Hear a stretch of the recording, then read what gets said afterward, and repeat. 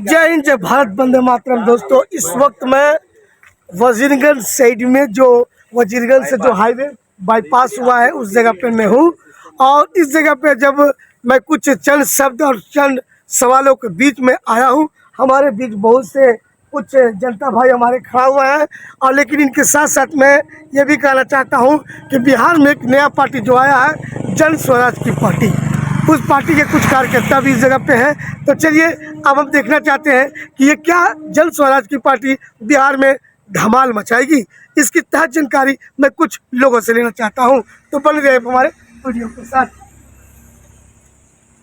Sir, सर्वप्रथम आप अपना नाम बताइए। सर, अपना नाम बताइए। मेरा नाम अमित कार्तिकेय है। मैं जन स्वराज अनुमंडल संगठन सचिव हूँ और अपने क्षेत्र में लोगों का राय जानने आया हूँ कि पार्टी किस तरह के उम्मीदवार को वजीरगंज विधानसभा से लाए कि सभी के लिए सम्मान का विषय हो। अच्छा, ये बताइए सर, क्या ये जन स्वराज की पार्टी क्या बिहार में टोटल सीटों से लड़ेगी? 243 सीटों पे फाइट करेगी और प्रचंड बहुमत से सरकार में आएगी, क्योंकि जनता बदलाव चाह रही है। अच्छा, कुछ लोग कहते हैं कि जन स्वराज की पार्टी एक तरह से मानिए कि ये बीजेपी की मदद करती है, सही बात है? अगर बीजेपी की मदद कर रही होती ये पार्टी तो बेलागंज में 37,000 वोट नहीं आता। 37,000 वोट इस बात का प्रमाण है कि इमामगंज इस बात का प्रमाण है कि पार्टी अपने लिए काम कर रही है। पार्टी समाज के सबसे अंतिम व्यक्ति के उदय के लिए काम कर रही है। क्या आपकी पार्टी गरीब जनता भाई का टिकट देगी? पार्टी के लोगों में गांधी जी का और अंबेडकर जी का फोटो है, लगा लोगों में ही लगा है।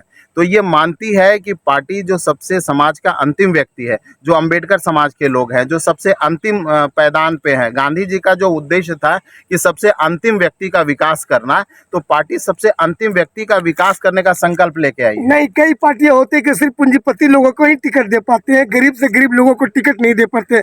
आज भी हमारे क्षेत्र में, हमारे समाज में बहुत से ऐसे विद्यार्थी हैं जो पढ़ लिख करके बेरोजगार हैं। वो भी चाहते हैं कि हमें भी टिकट मिले और हम भी देश की सेवा करना चाहते हैं, हम भी राज्य की सेवा करना चाहते हैं। क्योंकि जितनी भी पार्टियां हो, चाहे बीजेपी हो, चाहे कांग्रेस हो, चाहे आरजेडी हो, जितनी भी पार्टियां हो, सब केवल पूंजीपति लोगों को ही टिकट देता है। तो गरीब से गरीब लोग कहाँ जाएंगे, ये जानकारी मैं आपसे लेना चाहता हूँ। आपकी पार्टी बिहार में एक नई पार्टी बनकर उभर रही है, तो मैं कहना चाह रहा हूँ सर कि आपकी पार्टी गरीब से गरीब तत्व लोग को चुनाव में टिकट मुहैया कराएगी। इमामगंज से जो जितेंद्र चौधरी जी को टिकट मिला, जितेंद्र पासवान जी, वो कोई धनाढ़ व्यक्ति नहीं थे, ठीक है। उनका पेशा डॉक्टरी था और वो कोई धनाढ़ व्यक्ति नहीं थे। पार्टी ने उनको टिकट देके ये प्रमाणित कर दिया है कि समाज के सबसे अंतिम व्यक्ति पे, जो अंतिम पायदान पे जो खड़ा होगा व्यक्ति, उसको टिकट दिया जाएगा। मेरे सामने संजय चौधरी जी हैं, ठीक है। इन्होंने यहाँ के लिए अप्लाई किया है। टिकट मिलना अभी एक प्रोसेस का बात है, लेकिन चौधरी समाज को अगर हम लेके समाज में घूम रहे हैं तो इस बात का प्रमाण है कि पार्टी जो सबसे अंतिम में खड़े लोग हैं, जिनका विकास नहीं हुआ है, जो विकास में पिछड़ गए हैं, उनको टिकट देने का काम करेगी पार्टी। ये आने वाले समय में दिखेगा यदि आपकी पार्टी जीतता है। आज बिहार में बेरोजगारी चरम छू रही है, हम भी कुछ कहना चाहते हैं। आज बिहार में बेरोजगारी चरम छू रही है। चरम छूने का अर्थ है कि लोग को कहते हैं कि बिहार से कम 55 या 65% लोग बाहर में काम करने जा रहे हैं, जैसे चेन्नई, बेंगलोर, महाराष्ट्र, मध्य प्रदेश और भी कई ऐसे स्टेट है जहाँ पे बिहारी काम करने के लिए जा रहे हैं। बिहार में लगातार बीजेपी का भी 10वां या 10वां सरकार हो चुकी है, यानी गठबंधन के साथ। वही केंद्र में बीजेपी लगातार तीसरी बार से भी हैट्रिक मार के चौथी बार में आ चुकी है। तो मैं कहना चाहता हूँ, यदि बिहार में जन स्वराज की पार्टी की सरकार बनती है तो क्या कल कारखाना यहाँ लगेगा? कल कारखाना लगेगा यहाँ? हमारी पार्टी जो है छोटे और लघु उद्योगों पे बहुत काम करेगी। उस छोटे और लघु उद्योगों के लिए जो हमारा ये है, अब हम चाहेंगे कि कैमरामैन दिखाएं, उनको ऐसी कहा जा रहा है कि 15 साल के हर गरीब बच्चों को मुफ्त और बेहतर शिक्षा मिलेगी। बिहार में युवाओं के लिए 10 से 15 हज़ार की रोजी रोटी की गारंटी बिहार में होगी। अगर बिहार में 15 से 20 हज़ार मिलेगा, इसका मतलब छोटे और लघु उद्योगों को बढ़ावा दिया जाएगा, चीनी मिलों को बढ़ावा दिया जाएगा, पापड़ उद्योग, अगरबत्ती उद्योग, 4% ब्याज पे ऋण दिया जाएगा महिलाओं को। सरकारी ऐसी गारंटी पर महिलाओं को व्यवसाय करने के लिए 4% सालाना। अगर 1 लाख रुपए का ऋण लेती है तो मात्र 4,000 रुपया उनको 1 साल में देना पड़ेगा। अगर ऋण सस्ता होगा तो उद्योग खोल पाएंगे। गरीब लोग अगर पोल्ट्री फार्म नहीं खोल पाते हैं तो अर्थ की कमी है, पैसा पैसे को खींचता है।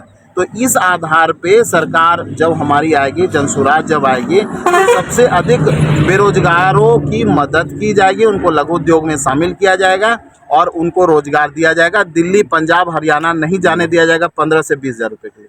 अच्छा, यहाँ की कानून व्यवस्था के बारे में, बिहार की कानून व्यवस्था के बारे में क्या कहना चाहते हैं? बहुत अच्छा सवाल है। कानून व्यवस्था को ठीक करने के लिए अभी सिंघम कहलाते थे असम के आनंद मिश्रा, IPS थे, उन्होंने नौकरी रिजाइन करके जन स्वराज पार्टी को ज्वाइन किया। तो आनंद मिश्रा जैसे लोग अगर पार्टी में आए हैं तो आप ये अनुमान लगा सकते हैं कि बिहार की व्यवस्था कैसे बनेगी, कानून व्यवस्था कैसी रहेगी। जो वहाँ के सिंघम कहलाते थे वो लोग समझ सकते हैं, जो खुद IPS रहे हैं और वो पार्टी में अगर आए हैं तो व्यवस्था कैसे बनाएगी, क्या सोच है पार्टी की, कितनी दूर तक पार्टी सोच रही है, बिहार के भविष्य को कितना संवारने का कोशिश करे, ये प्लानिंग पहले से है पार्टी की। तो सर, ये 2025 की जो चुनाव आने वाली है, इस बार लगता है घमासान एक तरह से जन स्वराज भी अपने पार्टियों को, अपने लोगों को टिकट दे करके घमासान पार्टी क्षेत्र में उतरेगी। अब तो बिहार की जनता तय करेगी कि किस पार्टी को वोट दे और किस पार्टी को बिहार के राजगद्दी पर बैठाए। तो बने रहिए, अब रूबरू हम जनता से करवाते हैं आपको। सर, आपका नाम क्या है? हमारा नाम नवीन सिंह हुआ, ग्राम बैजनाथपुर, वजीरगंज, गया। सर, आप क्या कहना चाहते हो? गया के निवासी हम जनसुराज में बहुत दिन से काम कर रहे हैं। ठीक है सर। तो हम यहाँ के विधानसभा का हर क्षेत्र के बारे में हम जानते हैं और हर जो भूमिहार में जो चुनाव होता है ना, जात और बिरादरी के नाम पर नहीं होना चाहिए। ये मेरा पहला स्टेटमेंट है। तो जातिवाद कोई चौधरी रहे या कोई भूमिहार रहे, ये सब चीज नहीं होना चाहिए। यानी क्षेत्र के विकास के बारे में होना चाहिए। हाँ, क्षेत्र के विकास के बारे में होना चाहिए और कैंडिडेट वैसा होना चाहिए जिसको हर कास्ट लोग उसको दिल से चाहे और सोशल टाइप का व्यक्ति होना चाहिए। तो सर, अब की बार किसकी सरकार बनेगी बिहार में? सर, बिहार में जनसुराज की सरकार बनेगी। कंफर्म आप कह रहे हैं? कंफर्म कह रहे हैं। यानी दिल से कह रहे हैं क्या? दिल से कह रहे हैं। आप छोटू क्या कहना चाहते हैं? आपकी उम्र कितना है? उम्र 18 साल। आप तो वोट दे सकते हैं, 18 साल हो गया, वोट दे सकते हैं। क्या कहना चाहते हैं नई पार्टी के रूप में जो जन स्वराज जो उभर रहे हैं, उसके बारे में क्या कहना चाहते हैं? हम तो जन स्वराज के बारे में उतना नहीं जानते हैं, लेकिन जन स्वराज की जो भी चीज़ है बहुत सुंदर की बात है। चलिए काका, आप बताइए क्या बिहार अभी बदलाव करने जा रहा है। क्यों बदलाव करना जा रहा है? इसलिए कि अभी की सरकार वर्तमान में अफसरशाही सरकार है, इसलिए बालू माफिया उनके पास है, शराब माफिया उनके पास है, भू माफिया उनके पास है और इसके अलावा कुछ कर नहीं पा रहा है। यही जो है अभी सरकार की नीति है। कहीं पर भी आप जाएंगे तब बिना ब्लॉक में आप अदना काम के लिए भी जाइए तो बिना पैसा लिए हुए कोई काम होने नहीं जा रहा है। इसलिए अभी जनता जो चाह रहा है कि सरकार की बदलाव हो ताकि जनता जो गरीब आदमी कुचले जा रहे हैं उसको उत्थान हो। अरे ये बताइए सर, इस सरकार में ये भी देखने को मिल रहा है सर कि कानून व्यवस्था का जो रूप है सर वो सही रूप से नहीं हो पा रहा है, गरीबों के साथ न्याय नहीं मिल पा रहा है सर। इसके बारे में क्या कहना चाहते हैं सर? एक मिनट सर, क्या कहना चाह रहे हैं सर? कानून व्यवस्था देखिए सही है, हम इस पर नहीं करते हैं, लेकिन विकास की गति जो है ना बिहार में वो बहुत कमजोर है। तो सर ये देखिए आपके बगल में सर हाईवे रोड बनाया है केंद्र सरकार, आप क्या कहना चाहते हैं? केंद्र सरकार ने बनाया, बिहार सरकार क्या किया ये हम पूछना चाहते हैं आप लोग से।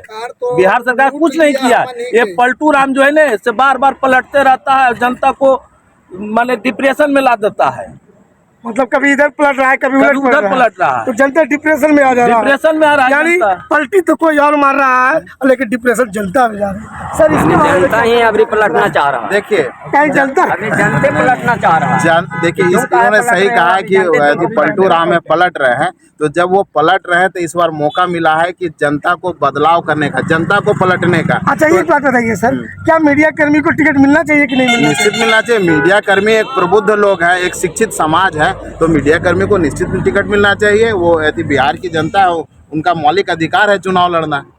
तो देखिए सर, ये इनका कहने का अर्थ है कि हर जनता को जो जो शिक्षित है, पढ़े लिखे हैं, जो देश के बारे में सोचते हैं, जिस देश को कार्य के बारे में सोचते हैं, राज्य हमारा डेवलप कैसे करेगा, देश हमारा डेवलप करेगा कैसे करेगा, जनता के हित के लिए कार्य कैसा होगा, यानी इनको कहने करते हैं कि मीडिया कर्मी को भी टिकट मिलना चाहिए। अब तो भाग और तकदीर तय करेगा कि किस मीडिया कर्मी को जन स्वराज की पार्टी टिकट देगी। एक चीज और कहना हम सर, आप ये बताइए सर, बहुत बहुत धन्यवाद। सबसे पहले मैं धन्यवाद दे रहा हूँ सर कि आप ये जो गाड़ी से जब भ्रमण कर रहे हैं सर, और गांव-गांव जा करके इस चीज को प्रचार कर रहे हैं कि आपकी बार जन स्वराज की पार्टी होनी चाहिए, तो आप ये बताइए सर, अगर ये पार्टी जीतती है तो सबसे पहले सर क्या सोच है इस पार्टी का सर? ये पार्टी जब जीतेगी तो सबसे पहले शिक्षा में सुधार लाएगी, क्योंकि शिक्षा जो है सभी जो कारण है उसके मूल में शिक्षा है। बेरोजगारी है तो वहाँ शिक्षा है, भ्रष्टाचार है तो वहाँ भी शिक्षा है। तो सबसे पहले शिक्षित करेगी समाज को। समाज के जो नौनिहाल हैं, जो समाज के भविष्य हैं, जो बच्चे स्कूल में पढ़े हैं, जहाँ स्कूलों में खिचड़ी और कॉलेज में खिचड़ी बट रही है, सबसे पहले उनको शिक्षित करने का काम करेगी जन स्वराज। सर्वप्रथम बिहार को जो ज्ञान की भूमि रही, मोक्ष की भूमि रहेगी, पुनः स्थापित करेगी ज्ञान और मोक्ष की भूमि के। हम एक चीज़ और कहना चाहते हैं कि हमारे बगल में कुरकेहार जो ऐतिहासिक है, कुंडलपुर ऐतिहासिक, आज तक यहाँ विकास नहीं हुआ, जो कि कृष्ण भगवान यहाँ से रुक्मिणी हरण किए हैं, कोई विकास नहीं हुआ। दशरथ मांझी जो पहाड़ तोड़े हैं, जिनको हम लोग माउंटेन मैन कहते हैं, कोई विकास नहीं वहाँ हुआ। ये भी न्यूज में चलाया है। और बजरगंज जो है अनुमंडल बनना चाहिए, जो कि आज तक बजरगंज में अनुमंडल नहीं बना है। इसलिए हम लोग सब चाहते हैं कि जो व्यक्ति विधानसभा लड़े, जिसको हर कास्ट में वोट हो, किसी जाति में नहीं, जिसको हर जाति में वोट हो, वजीरगंज हम ये चाहते हैं। और जनसुराज पार्टी को मैं कहना चाहता हूं कि जो भी कैंडिडेट बने जनसुराज में, जिसको हर कास्ट से वोट हो, उसी व्यक्ति को टिकट मिलना चाहिए। नहीं, मैं समर्थन करता हूं इनका। एक चीज़ है कि ये अनुमंडल बनना चाहिए पहला। दूसरा, यहाँ सेल एरू में उसका जमीन अधिग्रहण हुआ है, वहाँ सेल फैक्ट्री खोलना चाहिए, जिससे लोगों को रोजगार मिले। मांझी जो हमारे सिर्फ राज्य के नहीं बल्कि देश के पुरोधा हैं, ताजमहल नहीं, हमारा ताजमहल मांझी है, तो वहाँ सौंदर्यीकरण होना चाहिए और वहाँ पर्यटन क्षेत्र बनना चाहिए। तो दशरथ मांझी जो जिनको था माउंटेन मैन के नाम से जाना गया सर, तो क्या जीतन राम मांझी जी इनके बारे में नहीं सोचा? देखिए, कुछ लोग केंद्र में, हाँ, कुछ लोग सिर्फ जाति की राजनीति करके और उनका वोट लेके पीछे हट जाते हैं। तो ये जाति की राजनीति करने वाले लोग बहुत दिन तक अब नहीं टिकेंगे। जन स्वराज जाति को खत्म करके ये पार्टी समीकरण से नहीं चलेगी, ये पार्टी सभी जातियों के समावेश से चलने वाली पार्टी होगी, वो होगी जन स्वराज। जरा बजरंगी भाव के लिए ये भी प्रत्याशी जनसुराज के हैं जो फाइट किए हुए हैं, इनका भी तो शब्द सुना। और कुछ बोलिए सर, क्या कहना चाहते हैं आप? बोलिए, आप बताइए। दशरथ मांझी जी के बारे में दिया। दशरथ मांझी जी के बारे में तो ठीक कर रहे हैं, माउंटेन मैन कहा गया है। उनको पहाड़ काट के और रोड बनाए थे, और हम लोग के यहाँ वजीरगंज लोकल बाज़ार पड़ता है, डेली वजीरगंज आते थे, हम लोग उनको बहुत आदर सत्कार करते थे। कभी कभी पैसा उसा घट जाता था, हम लोग आर्थिक भी मदद करते थे, लेकिन वो बेचारे बहुत सज्जन व्यक्ति थे। क्या उनके परिवार को नौकरी वोकरी मिला सर? नौकरी वोकरी तो नहीं मिला, लेकिन नौकरी तो मिलना चाहिए थी। तो ये कहानी देखिए जनता की जुबानी, क्योंकि जनता ही तय करती है किसकी सरकार बनेगी, किसकी सरकार गिरेगी। भले ही केंद्र में कोई और बैठा हो या राजगद्दी पर कोई और बैठा हो, उसको बैठाने वाला जनता ही है और सत्ता से उतारने वाला जनता ही है। सरकार किसी की बने, सरकार किसी ही बने, वोट के समय में हर गांव हर शहर में नेता आ जाती है, हाथ जोड़ करके वोट मांगती है, लेकिन जब वो जीत जाता है तो जनता पर विशेष ध्यान नहीं रखता है। वो भी बोल रहे हैं। इन्हीं चंद शब्दों के साथ अपनी वाणी को समाप्त करता हूँ। कुछ चंद शब्द और मैं आपसे लेता हूँ। हमारे गांव में आज तक के विधायक रोड नहीं बनाया है। कौन विधायक आपको? वीरेंद्र बाबू जो विधायक हैं बीजेपी के, आज तक कल रोड नहीं बनाए। अब बार बार क्रिया कसम खा लेते थे, लेकिन अभी हम लोग उनको क्रिया कसम खिला करके उनको दाह दफन कर देंगे। ये जानकारी देखिए। लोकल जो हमारे क्षेत्र के जो व्यक्ति हैं, जो सोशल व्यक्ति हैं, हमारे बजरंगी बाबू, हम इनके लिए अभी जनता में वोट मांग रहे हैं। ये सोशल व्यक्ति, इनको हर कास्ट से हर कास्ट से, हर जात से लोग इनको वोट देने के लिए है। तो ये देखिए जनता का समर्थन है, काम वही करे, काम जो करेगा वो जीतेगा, काम जो न करेगा वो नहीं जीतेगा। क्योंकि अब जमाना गया, पहले का जमाना था कि पहले का जमाना था क्या लोगों को समझा करके और जातियों में बांट करके वोट ले लिया जाता था। लेकिन अब का जमाना आ गया, लोग शिक्षित हो गए, पढ़ लिख लिए, अब वो समय गया, क्योंकि अब दिमाग की मार है। तो इन्हीं चंद शब्दों के साथ अपने वाणी को समाप्त करता हूँ। जय हिंद, जय भारत, वंदे मातरम दोस्तों।